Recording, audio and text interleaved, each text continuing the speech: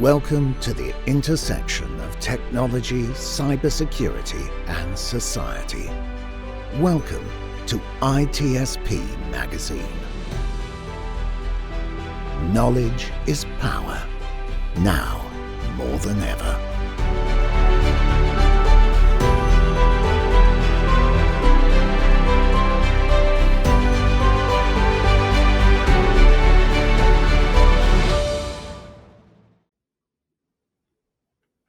Hey folks, welcome to this episode of the Leadership Student Podcast with MK Palmore, the podcast where we try as best we can to bring in really fascinating guests so that we can have deep and rich conversations about leadership, the discipline of leadership, and all that's involved in sort of developing yourself as a leader in today's industry. Today, I'm joined by Amber Vilhauer, who is the CEO and founder of NGNG Enterprises. She's also an author and a former sales leader. We're going to get into a ton of conversations about her background.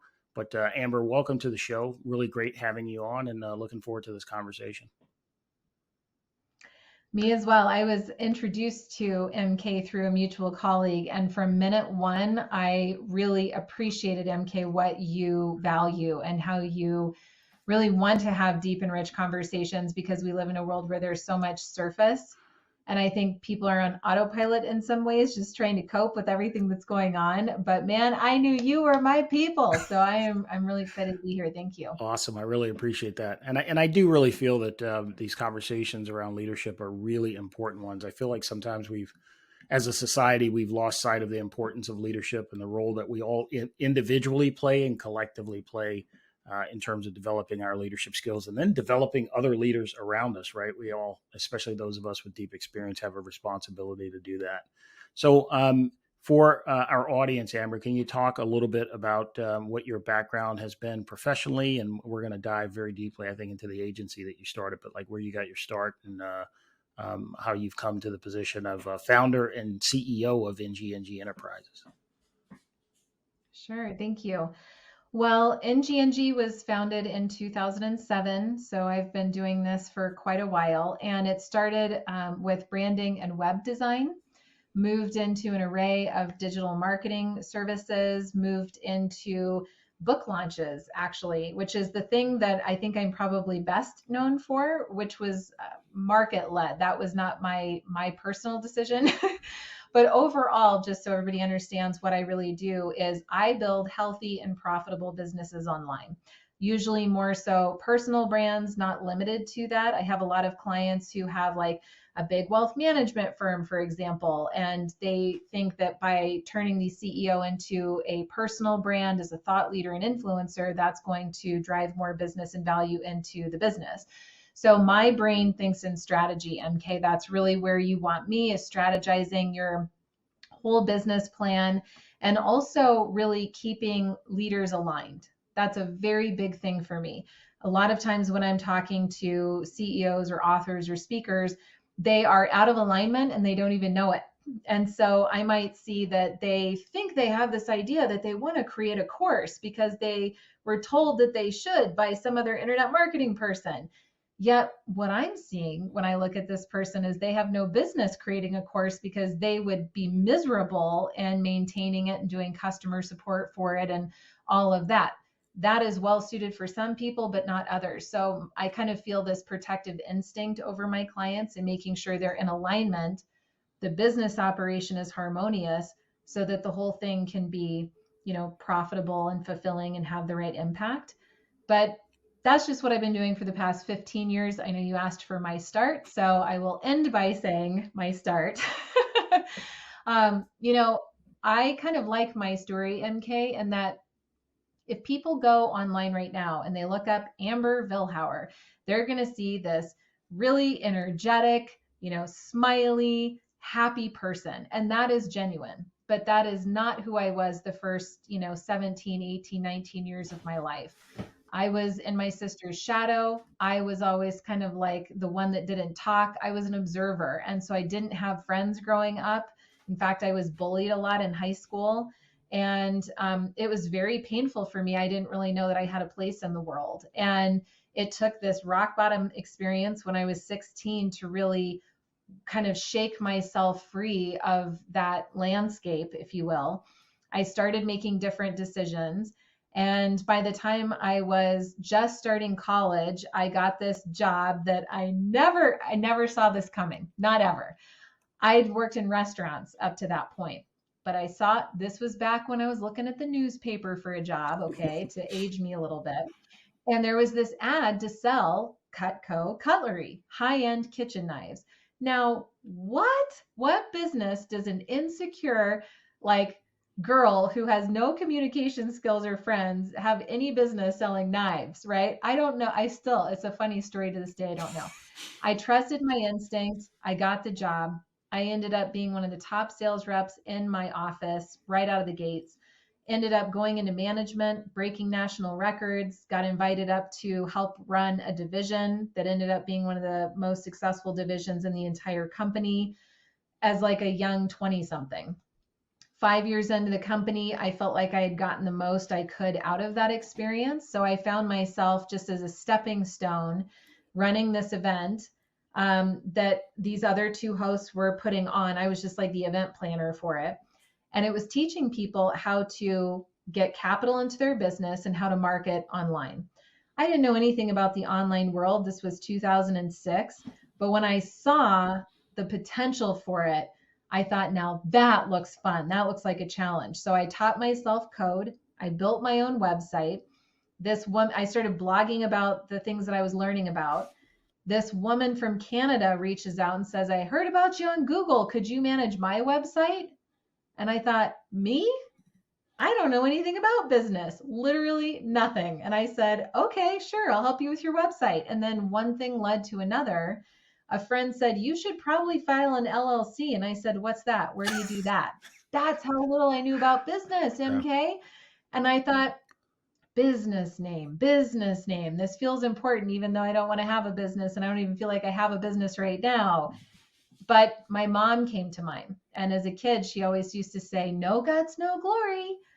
So NGNG was born. And here we sit all these years later on your podcast. Yeah. And I'm delighted to share that story with you. Thanks for letting me share it. Running a successful enterprise. I want to dive into something you mentioned a little earlier about leaders sort of misidentifying. You didn't describe it this way, but I think what you're saying is sort of misidentifying their brand. So sort of not really understanding how to be in alignment with what they are. Talk a little bit about how important that is, and why do you think leaders maybe miss the mark on that sometime? Like they don't understand who they are as leaders.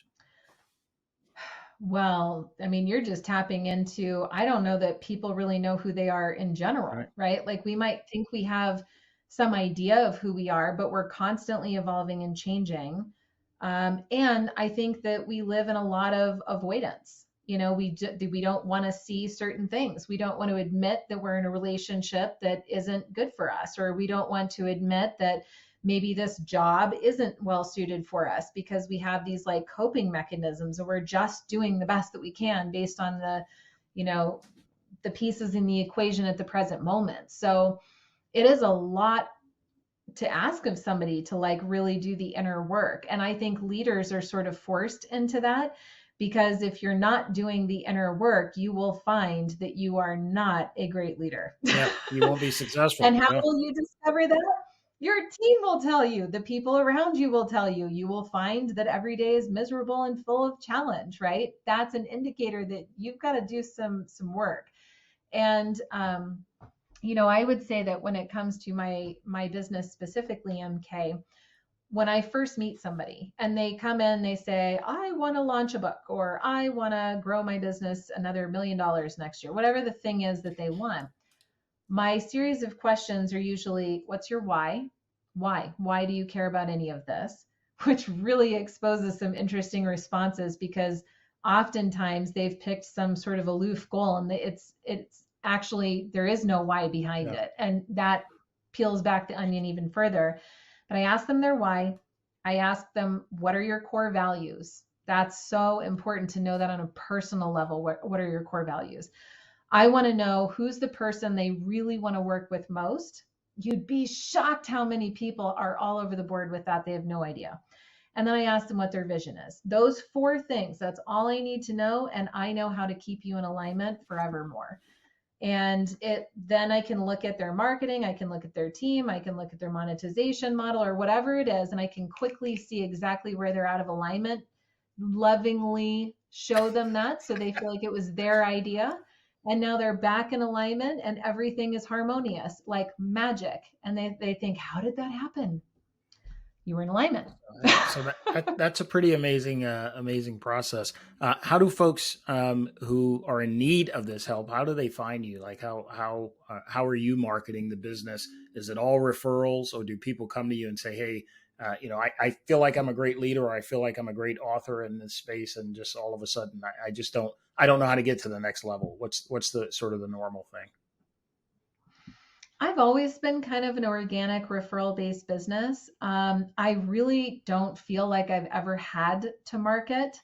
I think that if you are in alignment yourself and you show up fully self-expressed, you're not trying to be something you're not, and you just are consistent in getting that word out through an interview like this, or on social media, or in videos, or at conferences, or just in talking to people out in your community. Right? You have to stay consistent with that self-expression. The rest just takes care of itself. It really is a pretty magical process. So the right people do tend to come in. I think it's hard not to have so much referral business after 15 years, assuming that you have like a good service, because you've just worked with enough people that continue that word for you. Some just natural Google traffic. But really, I just let it sort of do marketing kind of do its own thing. And I trust that the right people coming in are coming in because I know that somehow through either filters that I've put up, or the customer journey, or the words I've used on my website or in marketing, the right people just come in. So there's some filter that occurs. And I have a sense of that, of course, but there is a bit of mystery to it as well. And when I see somebody has booked an appointment on my calendar, MK, I already know it's a qualified fit. I just know now. And I know that person is going to be kind, and I know that person's going to be serious, because those are my qualifiers. Other than that, I talk to brand new startups that have no idea what they're doing. And I've talked to very successful, well-established businesses and everything in between. But I find that a common denominator, it's usually somebody who feels like they're on the brink. There's this pent up energy. There's probably a little bit of frustration, a little bit of chaos or depression or lack of confidence. And they have this vision. They believe in it. They believe in themselves to a point maybe, and they're not sure why it's not working. Like, what do I need to do to just get over this speed bump? And that's when they find me. And usually it's through the entry door of book launch, which is, again, I didn't try to have that happen. That just sort of happened on its own. But perhaps it's because authors want to make a change in the world, so they're serious and they have all of these mindset issues as they're launching their book. I don't know. But regardless, once they come in, I know how to release that frustration, get them in alignment, get them to see results quickly. And then after that, they just take off. And it's really cool. So you see, really fun. that sounds awesome. You seem to have a very clear vision of how it is that you operate, but I'm sure it wasn't like that in the beginning. How did you develop the team that currently works with you, and like how do you think about team development, being a founder and running your own boutique firm? Yeah. Well, it wasn't like that in the very beginning, but I just said yes all the time because I didn't know what I didn't know. So when somebody said, hey, can you do this? Can you do that? I just said yes. And then I would research it. I would find a way to learn it and be successful at it. And then that helped me to develop my craft with it. So I'm very much the person who learned by trial and error, MK, in team and in every way, because I didn't go to business school, right? But at the foundation of everything, who I am is somebody that wants to take care of other people. Like, I'm a lover of people. I'm a relationships person. And so when it came time to hire a team, I needed a designer and I needed a developer. And I just remember at that time, they would ask me, well, what are you paying? And how often do you pay? And what are the hours? And I'm like, I don't know, just do your part, I'll do mine, and we both win. But I knew some things were important. Like I decided right out of the gates, I want to pay my team every single week. I don't want them to have to wait 2 weeks for a paycheck, even though it will actually cost me more to pay them every week. I still pay them every week. Why?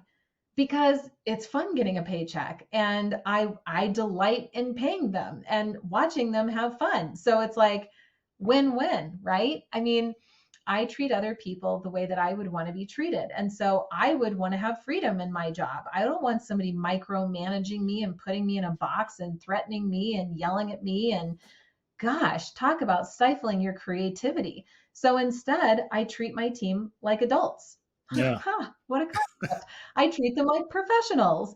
And like, hey, if you want to continue to have a seat at my table, then you're going to work hard. You're going to have excellence, right? Because that's one of our core values is unwavering excellence.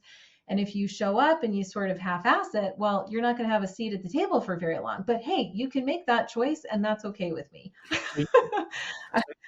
I'll just find somebody who has that skill set, who shows up in excellence, and then I don't have to micromanage. So it's really special, MK, that we have this team chat platform like a Slack, but it's something different.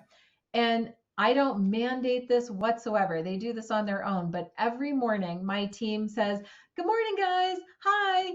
Oh, this is what happened last night, sharing pictures of their family, like they're getting along, because this is a delightful place for them to be and to share. And I love it. You'll see throughout the day, going on a wellness walk. I'll be back in an hour. Cool. I don't care. Do whatever you want. Somebody's not working on Thursday, but they're going to work on Sunday instead. Cool. I don't care. That's fine. So again, my leadership style as it relates to team is just do right by people, trust in people, allow them to surprise you, take care of them, show that you're consistent, you could be trusted. And actually it works really well. So, really mature approach, I think, to leadership. I don't know that that it's widely adopted in industry. No. Why do you think people lose the focus on what's clear for you, which is, let your people thrive, help them to thrive? Why do you think some leaders lose focus on that? Or actually, I shouldn't say lose focus. Sometimes they never even have focus on a thing about taking care of people and making sure that the people are well and engaged and thriving and doing the things that you hired them to do. Why is it so hard? Well, there's probably something about that's just the way they were taught. Maybe they were in an environment where somebody else was the manager that way, and that's just all they knew. And they'd never been exposed to anything else. So that's one camp. I think the rest, though, is it comes down to fear and control, which really comes down to fear, right? Fear is at the bedrock of everything. If I have fear in my heart, then I might, operate from this place of like, you need to do a certain thing so that I look good because I'm afraid of what happens if I lose my status, or I need you to act in a certain way because I need to control it. Otherwise you might leave and then that's going to be an inconvenience for me, or whatever the dialogue is internally. But fear is a big driver. And it kind of starts at the very top, nothing you haven't thought of or heard of before. But if it's a fear-driven organization, that trickles all the way down. And, I want nothing to do with that, MK. Like, I want to live in a place of trust and abundance and love and respect. And therefore, since I'm at the top, that's the environment that I have created for my team, for my family, for my friends, for my relationships, everywhere else around me, because that's the experience I choose to have in this life. And everybody has that choice. You see people that come from the most ugliest situations in childhood, they adopt a positive mindset or this abundant mindset, this love and compassion. Everybody has that choice, even the people that are going to completely disagree with me right now. Everybody has a choice. I don't know that a ton of people will disagree with that. I Somebody will. Well, maybe they'll comment and share when this podcast is released. I bet. say that they don't buy into it. I buy into it, and I certainly believe that people sort of set their own destiny as it relates to the attitude and sort of their perception around how they come into and enjoy this life that we all have. You said something really important a couple of minutes ago about core values. Are the core values of your company a representation of your core values, and as such, is the company really you, or is it Mm, something else, like these ideas that you gravitate towards that you think are supposed to be, what the company is supposed to be? that's a really, really powerful question. So I thought I had my core values until I met Darius Mershazadeh, who wrote a book called The Core Value Equation. And I met him about 3 years ago. And Darius comes into call because he's looking to hire me to launch his book. And he, was a referral. And he said, Amber, what are your core values? And I said, oh, yeah, let me look for them. They're somewhere in my hard drive. Gosh, I can't find the folder where my core values are listed. You should have seen the look on this guy's face. He's a dear friend now, but he said, see, exactly. Everybody they're so full of it when it comes to their core values. They say like, oh, honesty and integrity and communication, like all the standard ones. He's like, but it's not real. And you don't even have them memorized anyway. So he's like, that's problem number one. Anyway, get his book, The Core Value Equation. It took me through a very simple process where I put all of my personal values up on a whiteboard. And this was like a 30-minute exercise. I started to group them together, cut ones that weren't as important as others. And then all of a sudden, I landed on my core values, which are meaningful connection, better together, lean in, deeply fulfilled, and unwavering excellence.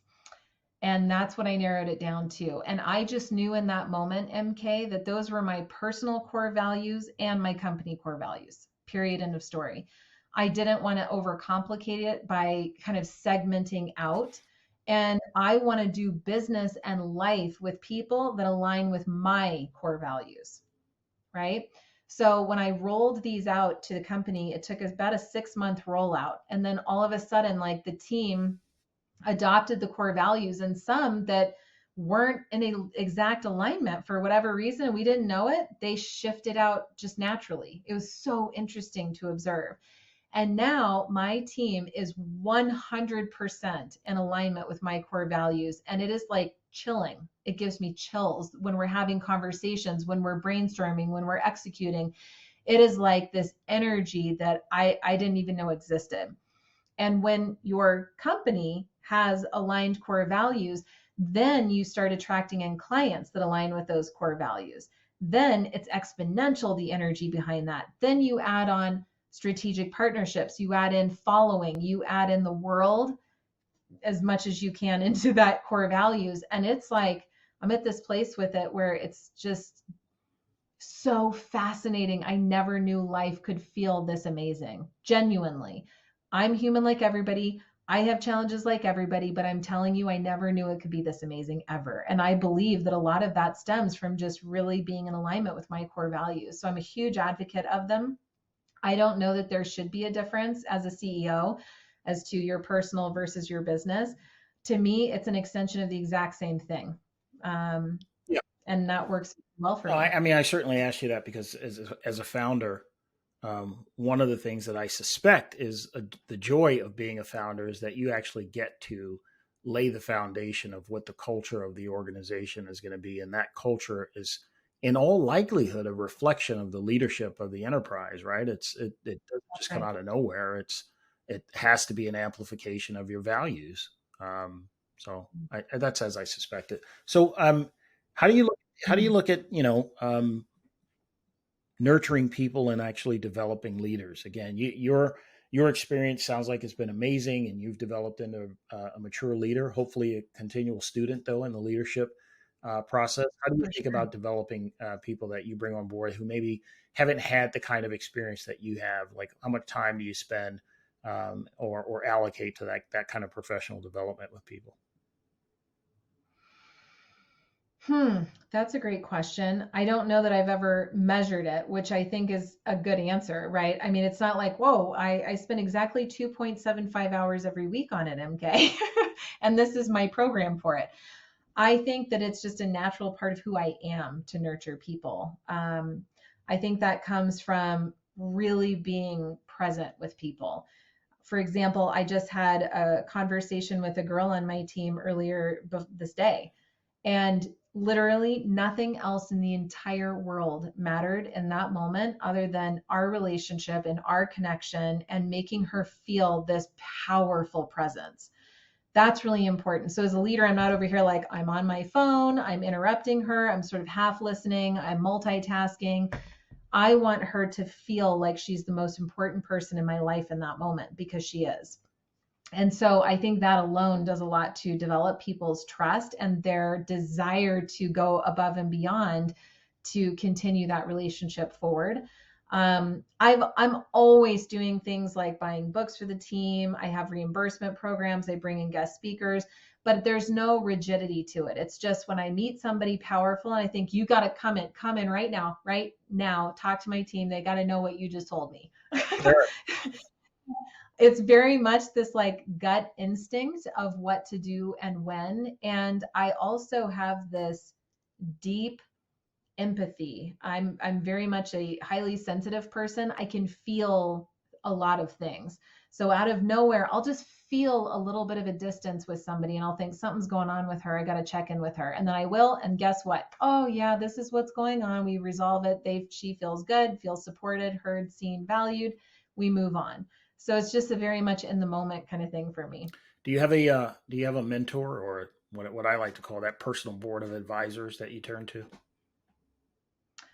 Not necessarily, believe it or not. I've tried over the years. I've hired fancy coaches and fancy mentors. I've had boards. I've had friends. I've had masterminds. Like I've dabbled in it. And what I've learned is that I really do know myself in this business better than anybody. And I think I get into trouble as a leader when I start paying attention to the outside world too much. When I start following other people on social media too much, it'll start to make me feel off kilter. Something's wrong, or I don't believe in myself as much. And when I'm around other mentors, it can be so subtle, but like there was somebody very significant in my life that I had on board for about 2.5 years. I had no idea how much this person got me off course. Wasn't even aware of it because it was so subtle every day. And now looking back, I thought, dang it, shoot, don't do that again. So yes, and to a point at a healthy distance, probably. Okay. Do you see value in, maybe not for you at this point in your career, but for others in terms of having mentors? And actually, what I'm driving at is, you describe your early childhood as something which I think is maybe a complete opposite as to how you've evolved as an adult. And I'm interested in terms of whether or not you individually made that change for yourself, or whether or not there was someone who sort of planted a seed and then nudged you in a particular direction. Yeah, great question. I absolutely see 100% value in mentorship. So please don't Yeah. misunderstand. I think that the difference is, now that I'm thinking about it, is that I find mentorship everywhere, not just in one Mm-hmm. person. I was just on the phone with a client before this podcast, and she was telling me something about her.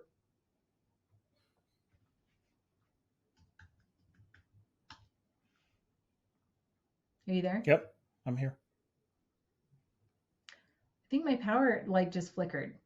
I have a bad storm that's Yeah. happening, so hopefully you can edit that out. Take that out. Don't worry about it. So with this client, and she was telling me about a challenge that she was having and how she overcame it. And in that moment, what she said really resonated with me and helped me think through a challenge that I'm having on the side. I didn't tell her that, but she indirectly helped me through something that I was experiencing. I find learning in every moment. So that's probably for me, as long as I'm aware of that and have that intent, then that works for me. But somebody else may not find as much value, especially if you're not surrounding yourself with really high caliber people. Like, I love that saying that you should be the poorest person in the room or the least knowledgeable person in the room. That is kind of how I like to live my life. Therefore, I'm always learning from somebody at some point. And then last, I would say is that when I was 16 and hit that rock bottom, there were definitely a lot of people that had planted seeds along the way, especially and foremost my mom, I would say. But in that moment, I was the only one that could make the decision and get myself out of that pit. And it was very hard and it was very painful. And I didn't even know that I was going to be able to pull it off, but I did. And that's now happened twice in my life, those really deep, dark valleys. So I think when you're in one of those, you have to get yourself out of it. But there are mentors all around you if you just open your eyes to it. So your team, all based in the continental U.S. Are you guys global? What's the footprint?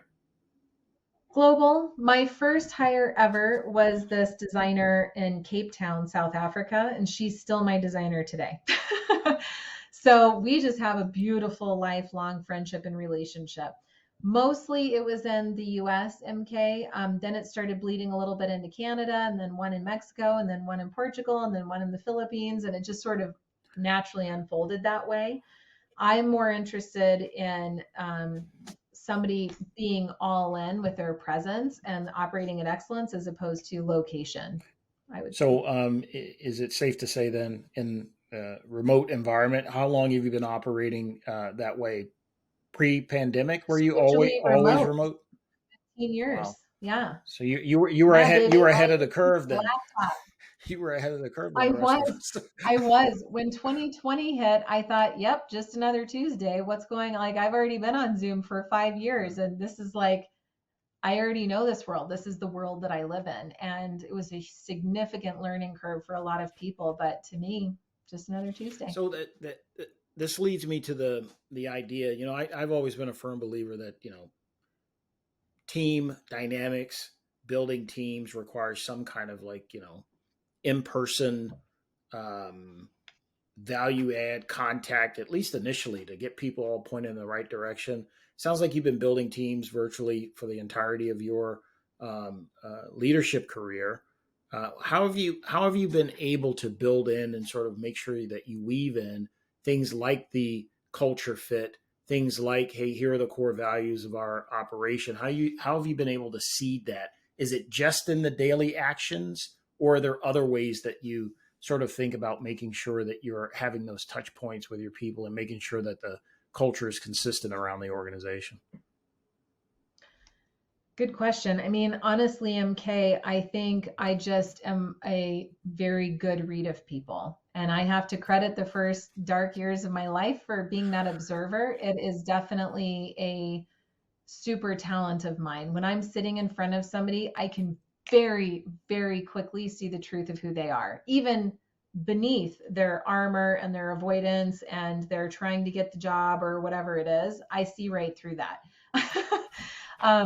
And if you really look into and study empathy, then it's that. I mean, it's a trait of being like sensitive and empathetic and emotional, right? And there's a flip side to those gifts, by the way, that's less desirable. Highly sensing, right? Which also means, sometimes probably volatile. Yeah, it just depends. Like, I get super sensitive to light and sounds, and that's not very fun to be around somebody like that sometimes. Like, when I'm stressed, it is volatile, right? It's like I just get kind of like glitchy, reactive, But knowing these things, I can control my environment and stress to never feel that way, which is what I do. But all to say, when I'm in an interview, I already know the core values. I know when I'm in front of somebody where I'm like, oh yeah, I like her or I like him, like, you're my people. Mm-hmm. That's a great hire. I want it to be somebody that I really enjoy being around first. That's more important to me than anything, because I can teach you how to build a website. I can teach you how to launch a book. I can't teach you how to be a good person. Like, you kind of have to come in with that. I can try to influence you to be an even better person, but there's a foundation there that has to be in place. Where I got into trouble, MK, was when 2020 hit, my business boomed. I mean, I grew 85% that year. The next year boomed again, another 85%. We hit the Inc. 5000 list, one of the fastest growing companies in America, one of the top in the advertising marketing space, all good stuff, right? Well, I had to backfill employment to pull off the workload. And then it got to this critical point where I had leaders doing the interviews and the hiring. So I was no longer the sole person hiring, which means that my empathetic, sensitive nature wasn't able to really quickly read somebody, which then means that there was a group of people that snuck in through the side door that were totally toxic and really created a lot of damage. And it took me probably 6 to 8 years to come back from the damage that was done. Sorry, 6 to 8 months to come back from the damage that was done. And I learned a very, very powerful lesson in that. It actually got me to the point of really reevaluating, like, interesting, where did I go off alignment? Oh, I never wanted to have a big team. And even somebody on my team was the one that reminded me of that. She said, Amber, I was always surprised that you were growing like this because you said you never wanted a big team. Right. And I didn't, which is why I scaled back down and ironically was able to produce the exact same amount of revenue, more profit, smaller team, and I could control the culture. So learning lessons, man, No, they happen. I think there's been some work and research done on the size of teams and the point at which highly influenced leaders like yourself may lose control of the actual culture. And as you described, there's some benefit to actually keeping it small as opposed to growing excessively, because then you just lose control of the whole proposition. Yes, and it really forced me into the set of constraints, which allowed me to create a different way forward. How could I scale? How could I scale impact and profit without growing my team at all? In fact, how could I even do that with shrinking my team again, which is an exercise I just went through 3 months ago. So I'm cutting my team in half again now, placing those individuals with other organizations. So it's very conscious, very healthy. But I'm just saying that I'm really challenging what's necessary in order to fulfill on my vision. And it's a really fun game I'm playing with myself right now. So I've been asking all of my guests their thoughts around, the original question around whether leaders are born or made. I don't want to hesitate to guess at what you might respond to that question, but what do you think about sort of building leaders from zero, ground up, as opposed to them being born? Wow, that's a really great question. I mean, definitely, I felt like I was a made leader. And perhaps I was born with some sort of, hidden or buried skill set that needed to be mined and needed to be nurtured and built upon. So maybe it's somewhere in the middle. I'm not sure. But I know that there are plenty of people around us that are trying to guide us and help us to grow and develop. And if we listen to that, if we trust, if we keep taking action, if we keep choosing to heal our traumas and our wounds and keep leaning in and moving forward, I think that's the stuff. It's the life growth that helps us to become the best leaders, more so than the textbook on leadership, probably. Yeah. So I don't know, probably made, MK. I don't know. I want to know your answer. Have you answered that on a podcast? I have, and it's I think that leaders. I'll do it again. I think that leaders are made, absolutely. Okay. But I also believe that maybe it's a combination and confluence of factors, all of which culminate in someone who becomes an effective leader. And I definitely think there are seeds that are planted early for folks, whether it be, kind words of a parent, a counselor, a coach, or somebody that convinces that person that there is a possibility that they could become a leader. And I think that those seeds are planted really early. I don't think there's anyone who's just born to lead. I'm sorry. I don't subscribe to that. I know that there are some people that actually do believe that there's just some people that come out of the womb and they're just ready to ready to rock and roll. I just think that the building on experiences, some characteristics that you certainly bring to the table. I mean, as you described, you can't make someone or teach someone to become a nice person, right? Things like character that start when you're really young. Those things have to be sustainable, and they have to be able to survive your life's experiences. So, yes, sir. Thank you for sharing that. I appreciate it. So I want to spend the last couple of minutes talking a little bit about how you feel about being a woman leader, female leader in the space that you're in. Marketing, advertising. There's probably a fair number of females leading in that particular vertical within business industry. But what's your experience been like being CEO of your own company? Have you had or experienced any challenges that you think have been, takeaways for you, and little nuggets that you take away from the experience of being a woman leader? Sure. I mean, honestly, MK, it's not anything that I chose to spend too much time looking at, but I will say that when I started in the internet marketing world, it was a man's world. And in many ways, it was for most of my career. There are a lot of internet marketers that are there's like a guys club. And I just watched that as soon as a new kind of up and comer went into the guys club, man, that person was like an overnight millionaire and just rode on the success of, all that had stood before him. And I would watch that. And for the first, 7 to 10 years of my career, MK, I just thought, all I want is a seat at the table. I want a seat at the table. And I worked extremely hard to have a seat at the table. And then as soon as I got a seat at the table, I thought, I don't even want to be at this table. I want to make my your own table. I love it. Which is so funny, right? I mean, man, woman, whatever. It's what I think is part of the human journey, right? We feel like we're on the outside of something and we fight our way in, and then we realize it was something different than we always thought. Yeah.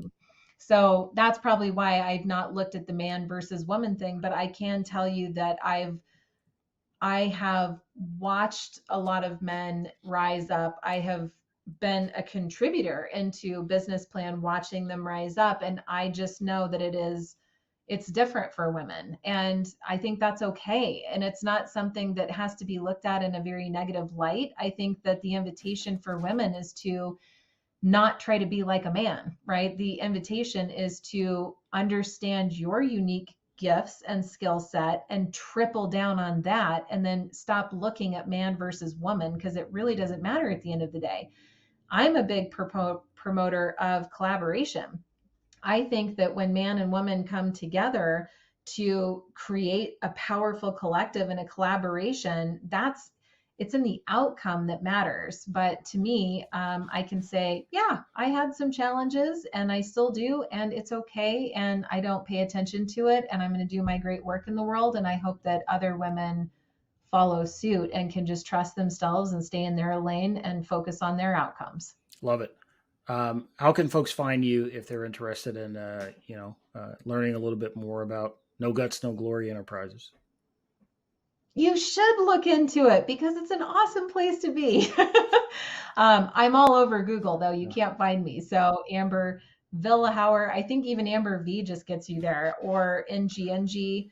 I'm all over YouTube. I love giving away the farm just for free up front. So anywhere that you go, you're going to find valuable content. And I'm not the person that's like, I got to get you in my funnel to do the tripwire and the upsell and the other thing. It's like, if you want to have a conversation, let's just have a conversation. It'll be really easy. Well, I love it. I love your energy. And I certainly love the confidence you bring to the table as a leader. I think that's important. I've enjoyed this conversation, Amber. Thank you for your time, and thanks for joining me on the Leadership Student Podcast. Hey, folks, that's it for this episode of the Leadership Student Podcast. We'll see you next time, and please, when this episode is released, like, comment, and share. And be sure to follow the LinkedIn Leadership Student newsletter, which is released monthly. Thanks for your time, and we'll see you guys next time. We hope you enjoyed this conversation. If you learned something new and this story made you think, then share ITSP Magazine with your friends, family, and colleagues. If you represent a company and wish to associate your brand with our conversations, sponsor one or more of our columns. We hope you will come back for more stories and follow us on our journey. You can always find us at the intersection of technology, cybersecurity, and society.